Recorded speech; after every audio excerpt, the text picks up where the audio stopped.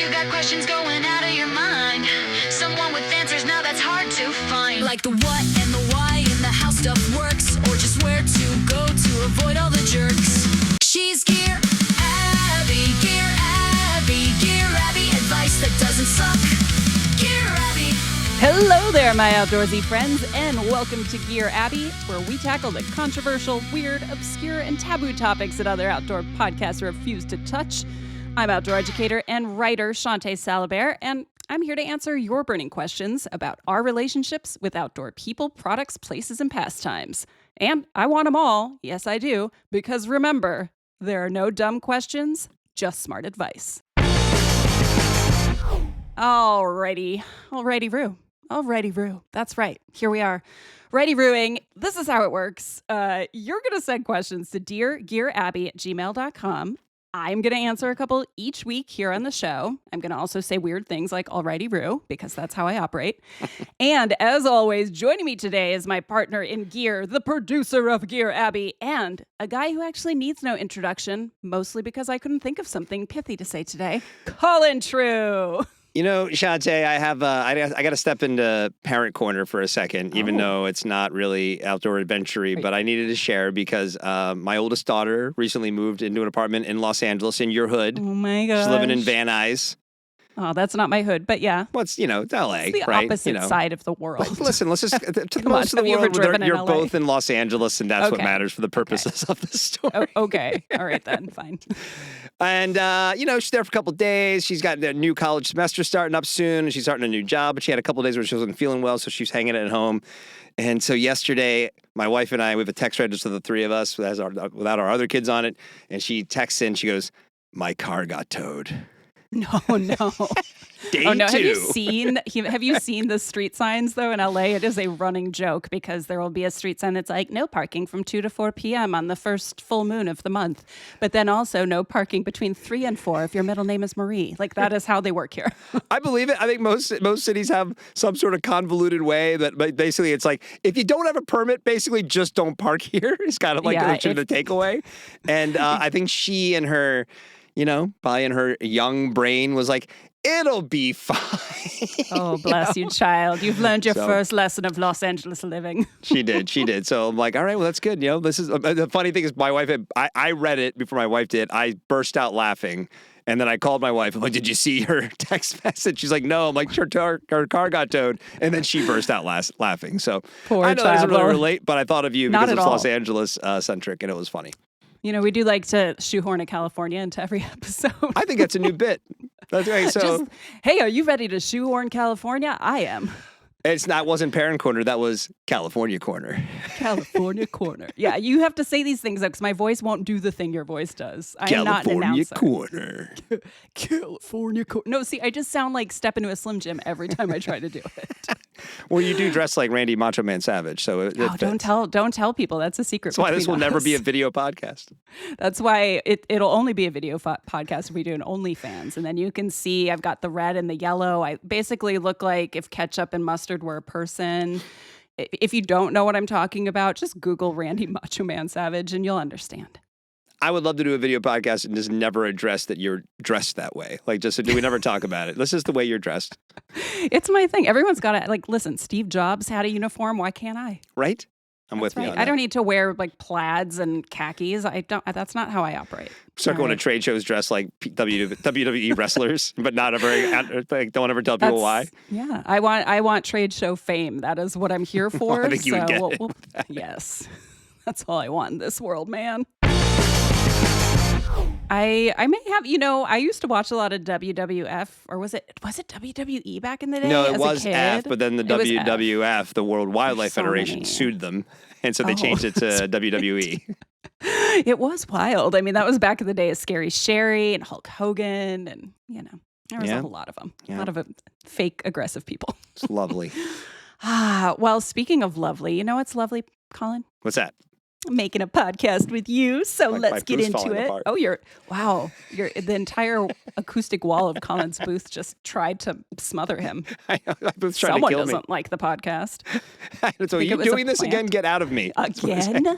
Again, every single week you do this. It's like you're recording. Colin has a full recording booth, by the way. It's like your recording booth just wants you to do other things. It's like, yeah, we're over this. Yeah, it's like we have rated the quality of the show, and you're wasting your time, sir. Stop. Wait, don't waste any more air. I, however, am going to supersede the acoustic walls of your booth and Love say, it. let's get started. Okay. Lob a question at me, buddy. First question. This is a short one. Okay. Dear Gear Abby, I'm curious to hear your opinion on this. Are there truly any sustainable or ethical outdoor brands? Signed, Min June. And boy, it's really hard for me to decide to jump right in on you on this. Hold your tongue. Just hold your tongue, man. Okay. I'm going to say what I'm going to say. You're going to say something like, I agree with Gear Abby. And Okay. also, okay, because that's just what we do here. Yes, Gear Abby. You're not allowed to go off script. But all right. Yeah, you just sit on your hands if you need to, Colin. Or I guess sit on your mouth. I don't know. See if that's possible. But all right, Minjun, that, the answer to your question kind of depends on how you're defining ethical and sustainable. And since you did not offer your own definitions for either in your very succinct email, and we don't mind a succinct email, I'm just going to go by my own definitions here. And so let's start with sustainable. Colin is touching his mustache, like he's got the fidgets real bad right now. So we could go in a lot of directions with this. Mostly, I am just looking to avoid any of the greenwashing bullshit that happens. Like, oh, we are so eco-friendly. We use ambiguous sustainable practices that we won't actually tell you about. We promise. Like that is the stuff that is not actually working for me. So here's what I actually want to know. If I had a little list of questions, I'm going to ask. I was going to say ask countries. I have a lot of questions to ask specific countries. But if I was asking companies, I'd say this. Are they selling a bunch of crap that is consistently being turned over? Or are they really thoughtful about releasing a much more focused collection of kind of thoughtfully curated products? Are they attempting to use recycled, regenerative, sustainably sourced materials, like truly sustainably sourced? And that's a whole nother episode. Are they able to manufacture or source materials close to home? That kind of reduces the carbon footprint so things aren't bopping all over the world. Are they using more sustainable manufacturing processes, like wherever it's happening? Renewable energy at plants, building waste reduction into their practices, yada, yada, yada. Is their packaging minimal and recyclable, compostable, reusable in some sort of way? And do they minimize it? And that includes shipping packaging. Do they have a program? See, the questions just keep going. Do they have a program for repairing or recycling the items they sell? Like, what is the life cycle of their items? And on a related note, will their stuff last? Or is it sort of planned obsolescence, that thing we talk about with electronics, like, oh, my iPhone's going to die next year because they want more money out of me. I love your shitty consumer voice, by the way. It is. I didn't even it just came from within my soul. It just lives in there. It's like, sorry, it has a house next to your Katharine Hepburn old lady voice. Oh my God. I'll just do this whole next section in an accent. It'll come back because subconsciously it has to. So in the meantime, I did have, by the way, like, as I was thinking about this line listing of questions I was going to ask these brands, I just have this vision of me sitting under one of those bare light bulbs, like Law and Order style, just grilling them. Right. So yeah, did you? I hope you had that vision. Oh, that's exactly what I saw in my head. Great. Thank you. Thank you. Job done. All right. So that's sustainability, and we'll get in more. But ethics, okay. Ethics are, like true sustainability practices are about your ethics. But I also think about a couple other things. Are people paid fairly? Are they offered incentives and benefits at all levels of the company, not just in the C-suite? Do they invest profits back into the community, into land stewardship, into making the world a better place overall? Yes, I have a very high standard. And are they transparent about all of their practices? Can you go to their website and see some sort of report, a part of the website that isn't just like, oh, we're sustainable. See, there it is. We're doing such a good job, yay us. But I want details. Give me details. Let me in. So basically, are the founders or the C-suite people just a bunch of selfish jerkwads only out to line their own pockets? That's what I want to know. So one metric that a lot of people use to kind of decide on whether something's ethical, sustainable in the outdoor sphere and beyond is whether they're a B Corp. And for people who are not sure what that is, aren't familiar, that's just basically for-profit companies that, and I quote, meet high standards of societal and environmental performance, transparency, and accountability.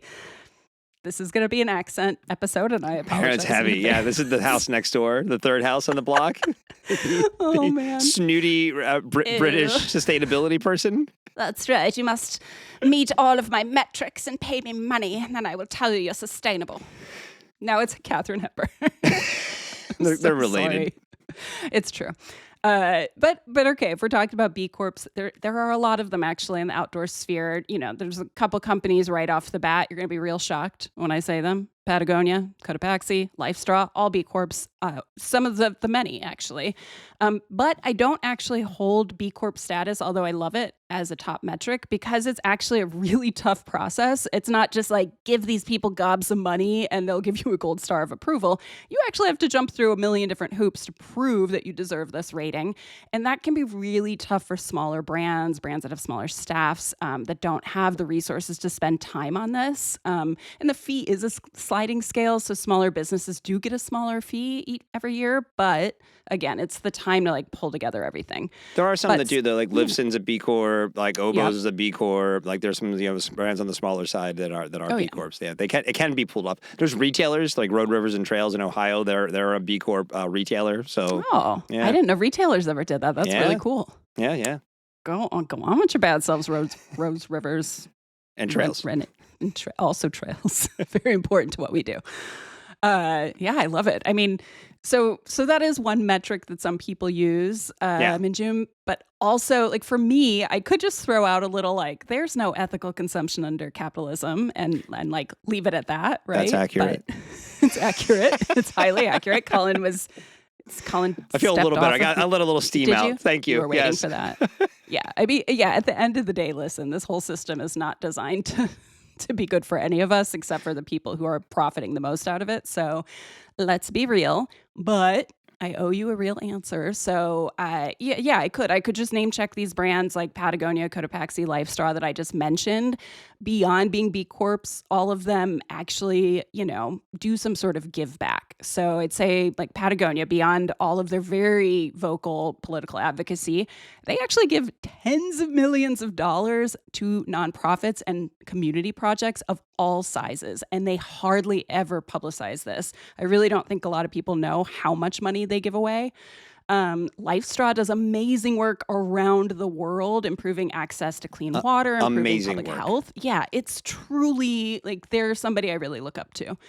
Cotopaxi has a foundation that works on improving healthcare, education, and they call it like livelihood to reduce poverty, especially in areas of Latin America. And like Colin mentioned, there are a lot of small and mid-sized brands doing a really amazing job, whether they're B Corps or not, of pursuing true sustainability and ethical practices. Like we've mentioned Wild Rye on the podcast before. They are also a B Corp and they're climate neutral certified. They use a lot of recycled materials. They used recycled and recyclable mailers when they're shipping to consumers. You got Skida, who manufacture part of their collection in Vermont, where they're based. Mm-hmm. They use low-impact printing processes. I don't know if people realize, like, dyes can be a very toxic part of the process of making your clothing. So they use a different process that is has a lower impact. Picture Organic, another B Corp, they're super transparent. Like this goes back to my transparency quest. Show me your papers about their ongoing quest to like constantly improve their sustainability and ethics practices. And they reinvest money and their products to support the work of just a bunch of different nonprofits around the world. So I'd say, Minjun, that's kind of my long rambling answer to say that not everyone's a jerk. There's no perfect way to do it, but there are some brands really trying to do it right across the spectrum of, sizes and stuff. So I'm gonna cede the floor to Colin. He's been such a patient boy this whole time. Thank you. Colin, what do you have to add? No, I think to the quick answer to are there any truly sustainable brands? The answer is no. Anytime you make something, there is impact, right? That is an objective fact. Anybody who markets, your point about greenwashing when you open, if people are saying like we are saving the world by doing this, you're not. You're making an impact in the world. Now, the world can actually absorb a lot of impact, and so but it's really then question gets to the point of the ethical part of the question, which I think Shawnté did a great job answering, right? It's kind of like who's putting their money where their mouth is. Yeah. In the outdoor space, you do have to watch it because the brands all know that this is touchy-feely stuff that we all want to believe that they're doing the best that they possibly can. Usually, if it's a founder-led brand, you're going to see better results, but towards that goal. But the thing that I think there has been a shift because like it was before, like I'm going to be the next $1 billion brand was the reason why a lot of people started these brands. Now you're starting to see the Livsons and the Naras and the Wild Rise and the people who are starting these brands because they were really passionate, but also want to do it the right way. So yeah. Hell yeah. Hell yeah. You can say if you're buying an outdoor brand is probably going to be pretty safe to buy from simply because it's going to be well made and will last a long time. So there is a baseline there too as well.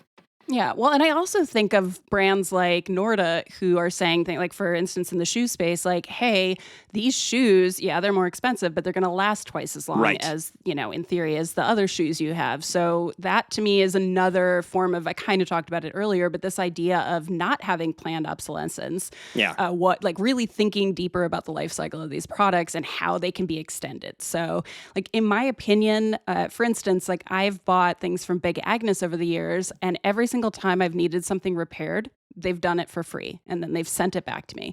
And things like that, I think, are also things to look out for in brands. Like who really believes like, listen, I'm going to get brand loyalty, which every brand wants, let's be real, but I'm going to do it in a way that's not about overconsumption. So yeah, the shoes is a good one to point out because like clothing and gear, I mean, I'm still using sleeping bags I got in like 2007, right? And they're fine, right? So footwear though, especially sneakers, like that's the most disposable stuff that we use. Because if you use them with any regularity, you're going to get at best 6 months out of a pair of shoes, typically, if you use them a lot.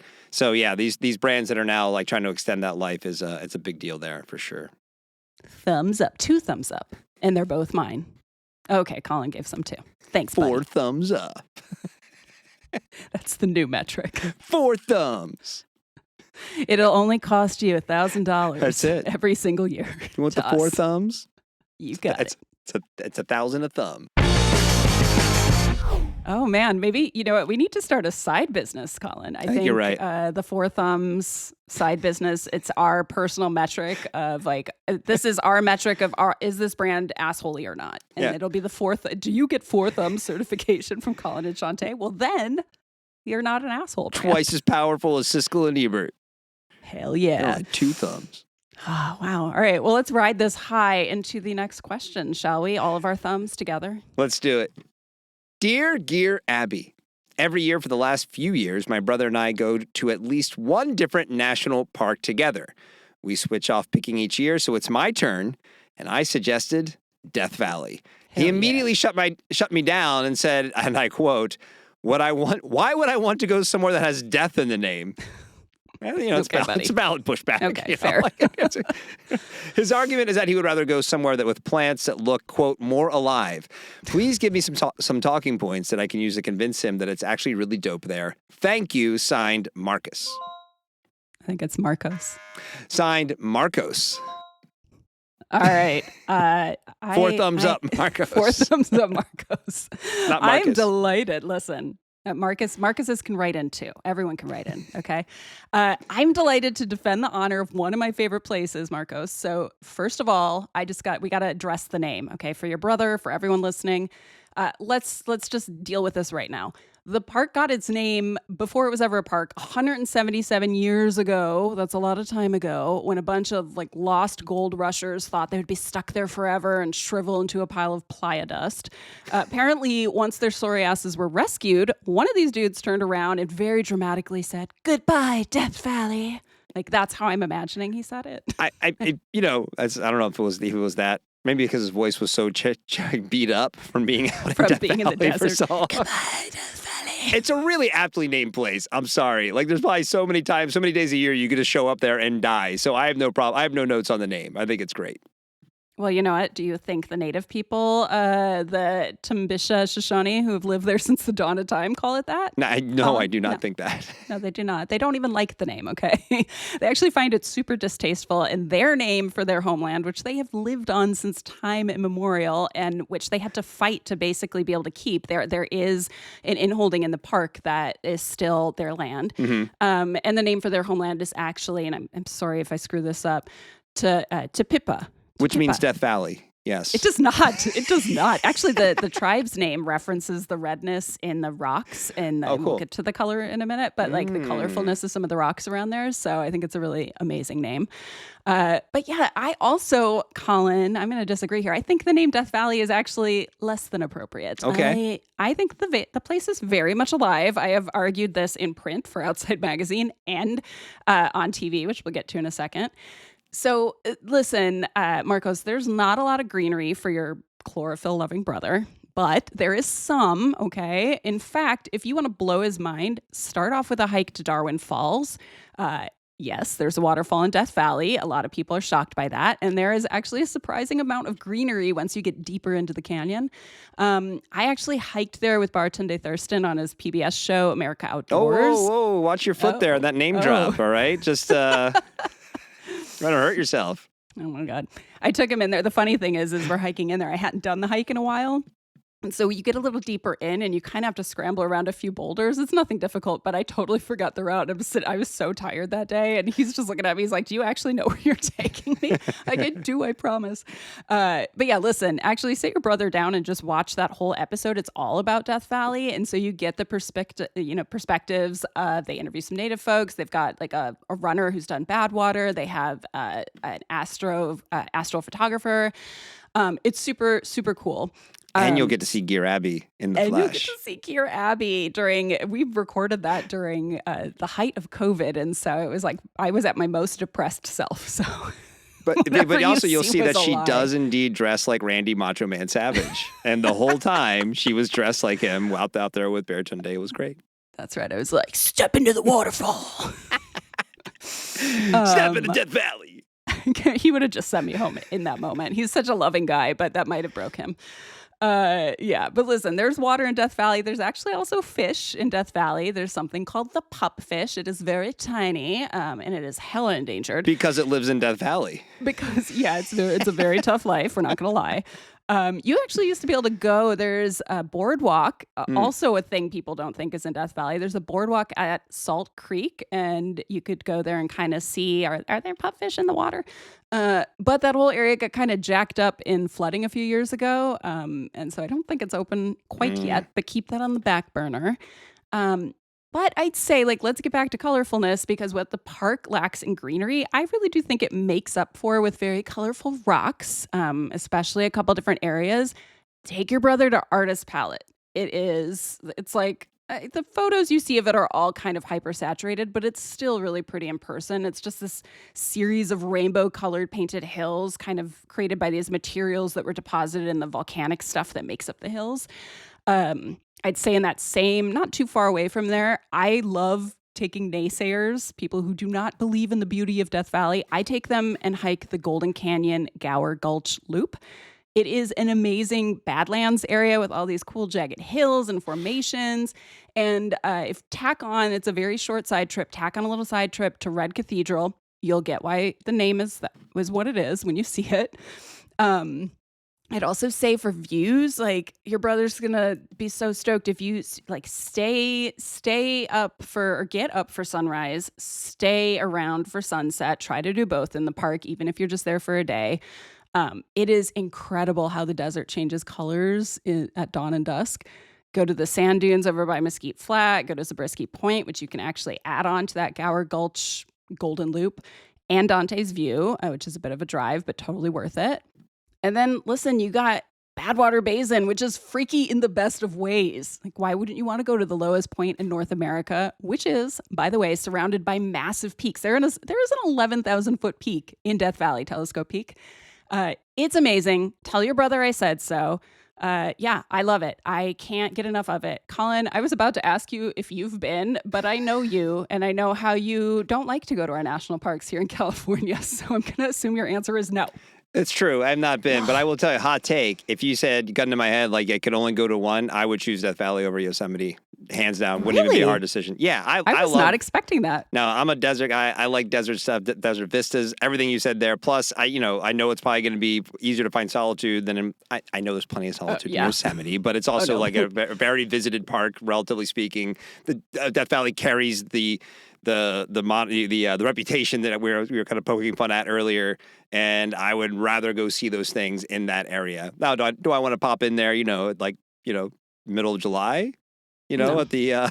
Not unless you're a tourist from another country. People loved it. They're like, let's go see how hot can be. And that's not limited to Death Valley. I remember when I was living in Utah, people were like, hey, that's a tourist season in Moab. I'm like, dude, it's July. What are you doing? I've been to Moab in July. It was not a pleasant experience. I saw 2 people being helicoptered out. Once you get sort of like east of like San Diego and LA County, like, it's hot down here. Like that's just maybe not do that. Maybe don't do that. So yeah, no, I'm pro desert. So yeah, tell your brother to relax. There's plenty of green places in the world. Go see Death Valley.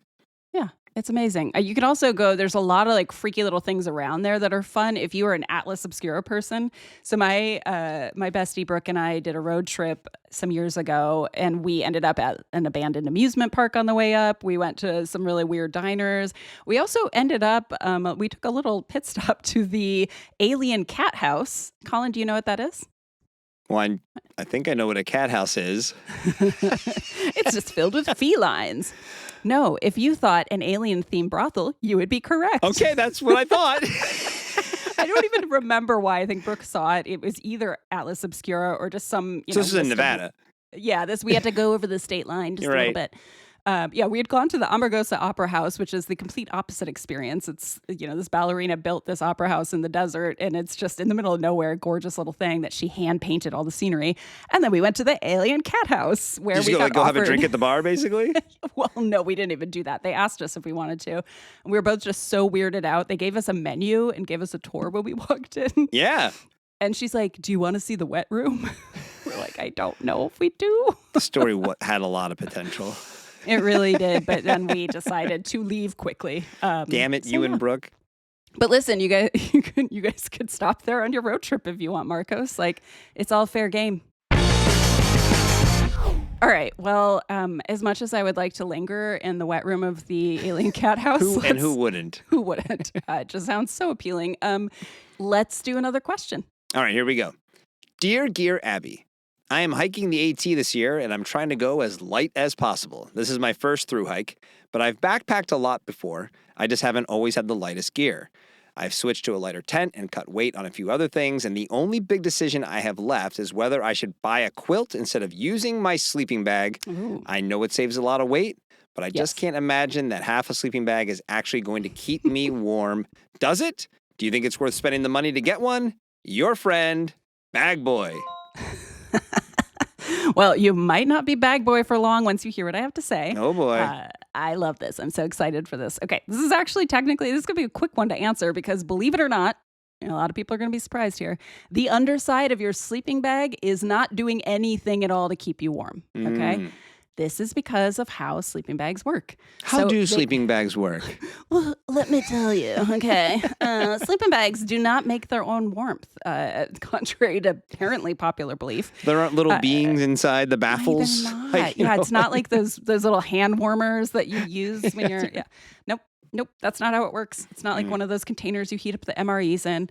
The way a sleeping bag works is you make the heat, okay? So... sleeping bags, puffy jackets, anything, whether it's stuff with down or synthetic, your body heat gets trapped in the airspace between those little pockets of insulation, whether it's feathers or, like I said, synthetic stuff.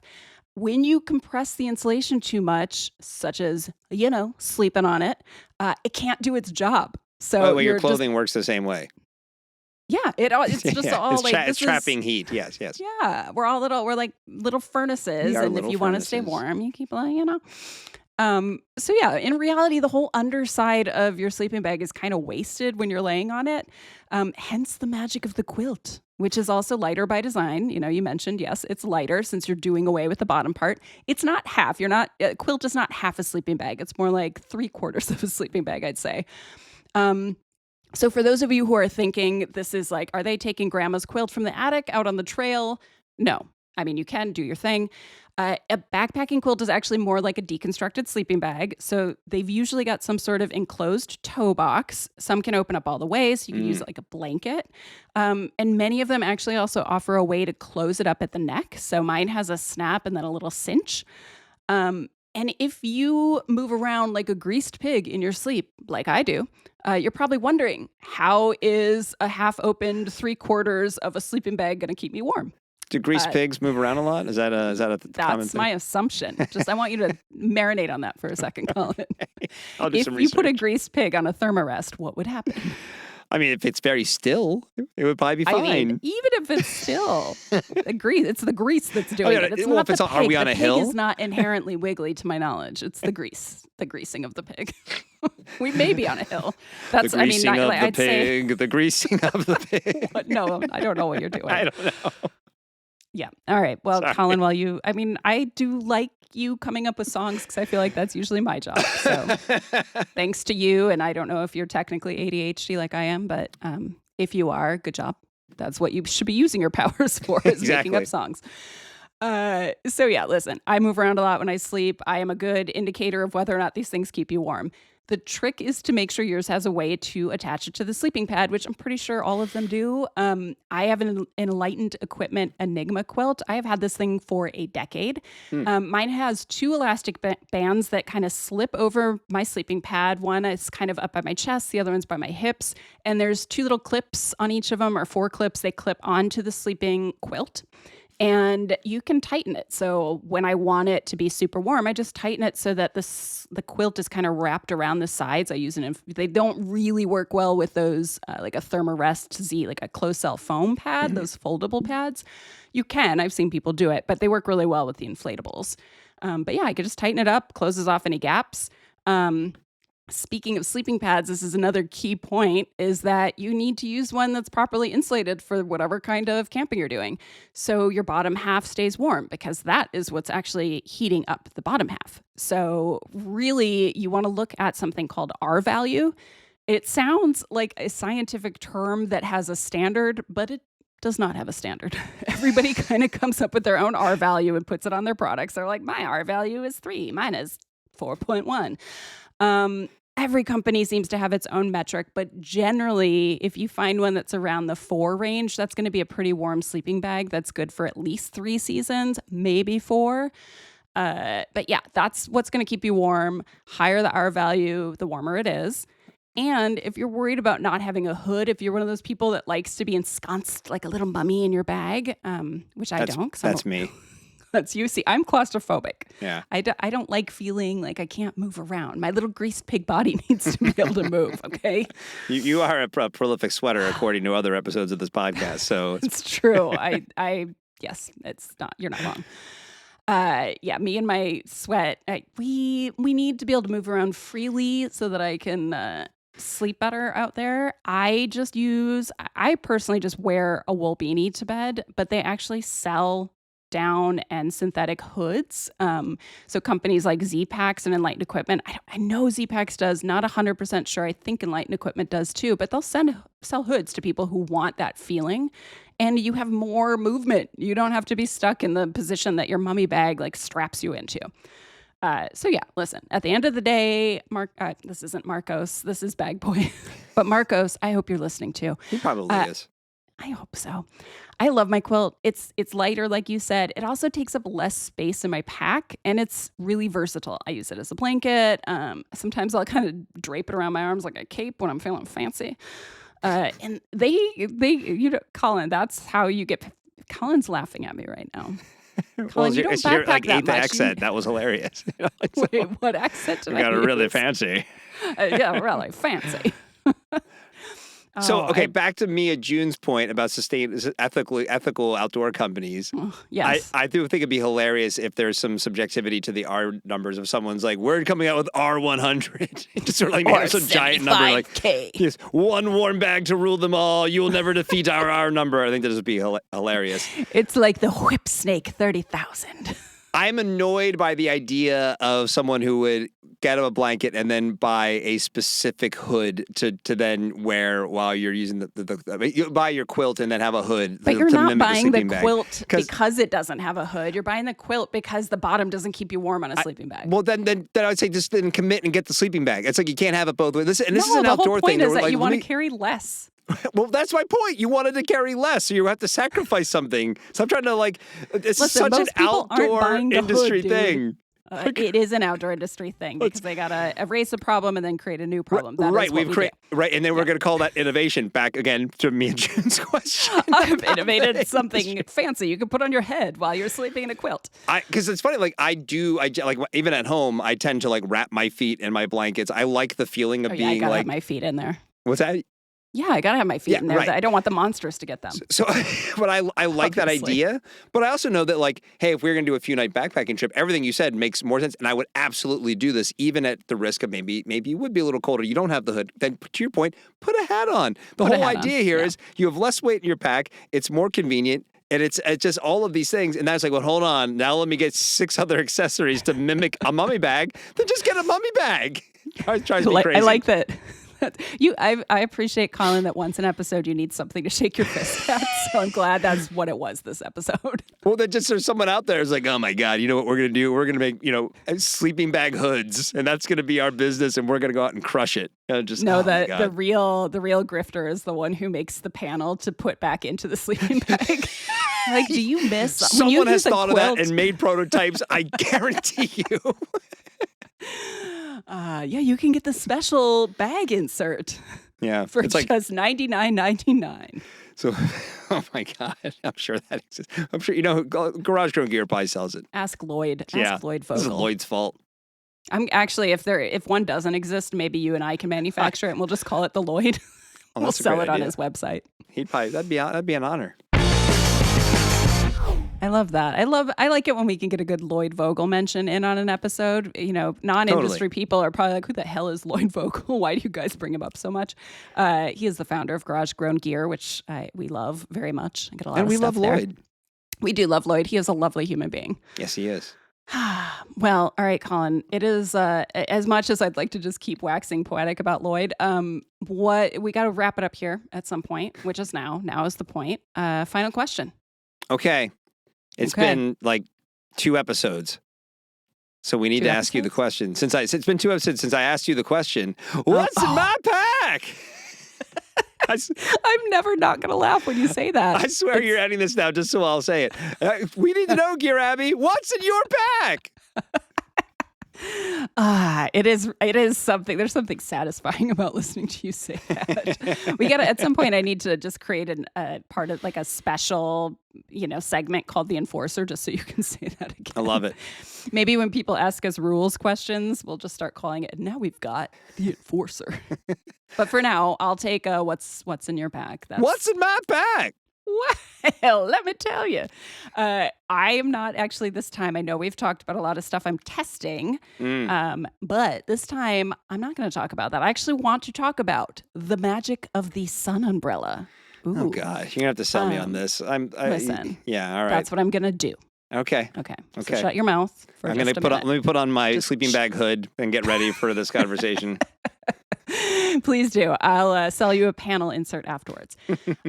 So I was thinking about this, the sun umbrella, because someone who listened to the recent episode where we talked about PCT permits asked a mutual friend who then was like, hey, this person heard your podcast and they have a follow-up question.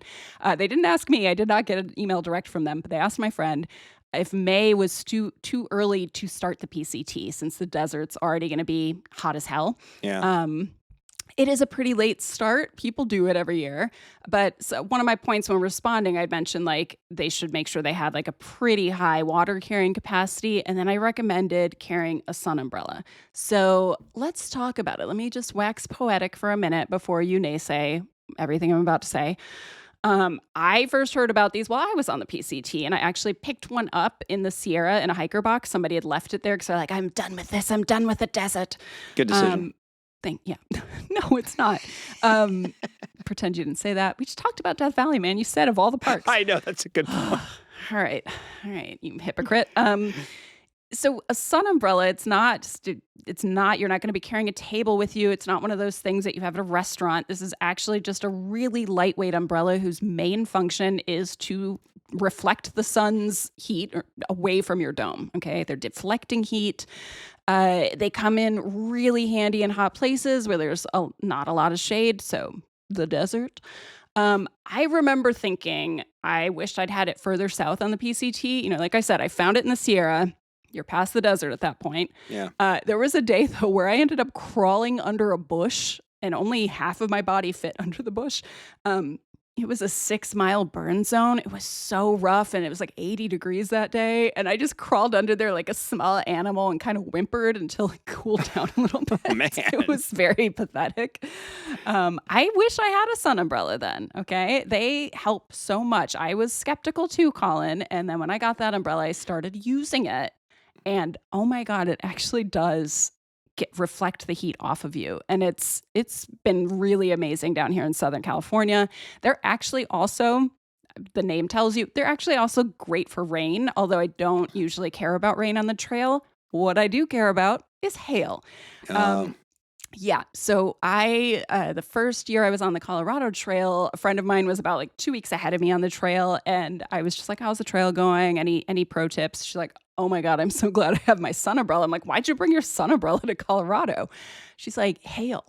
I was like, oh, There's hail. afternoon thunderstorms. Oh my God. I was so happy I had it. It hailed so hard there. And then it just did that every day, like multiple times because it was the middle of the monsoon.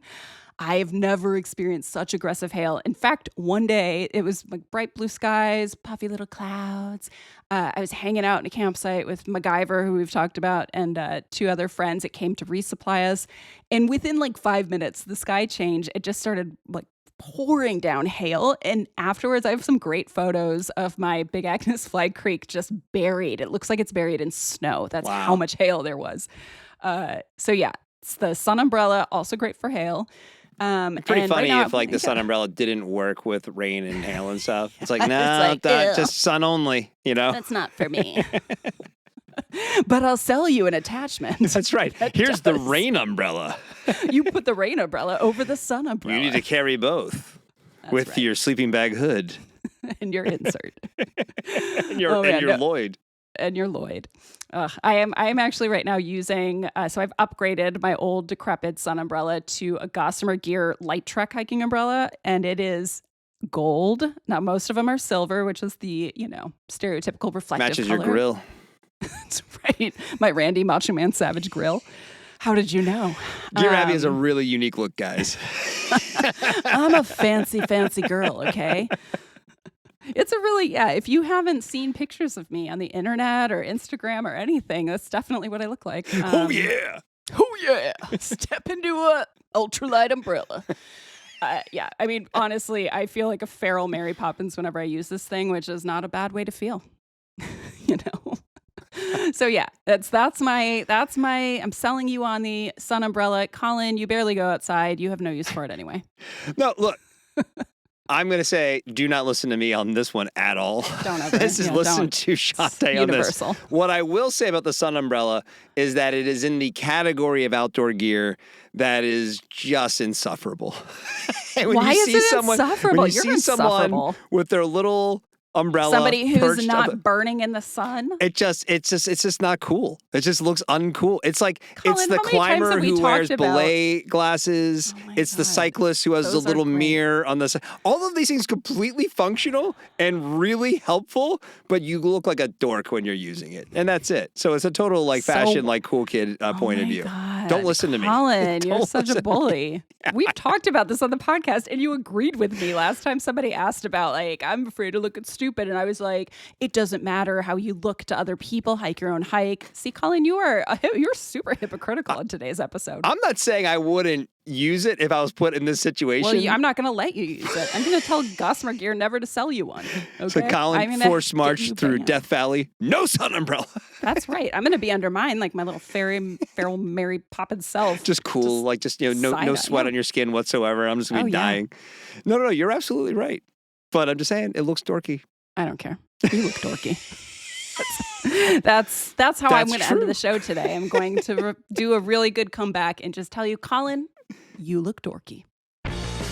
All right, with that lovely little insult, that's it for this episode of Gear Abby. Until next time, send your burning questions about your relationships with outdoor products, people, places, and pastimes over to deargearabby@gmail.com. That's ABBY, just in case some of you are emailing some other address.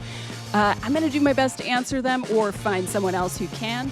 And of course, head over to your podcast listening service of choice and subscribe, rate, and review to support the pod and make my day. And follow us on Instagram @GearAbbyPod. In the meantime, today's episode was produced by David Karstad and this guy, Colin True. Art direction provided by Sarah Gensert. I'm Shawnté Salabert. And remember, there are no dumb questions, just smart advice. Yeah. Bye.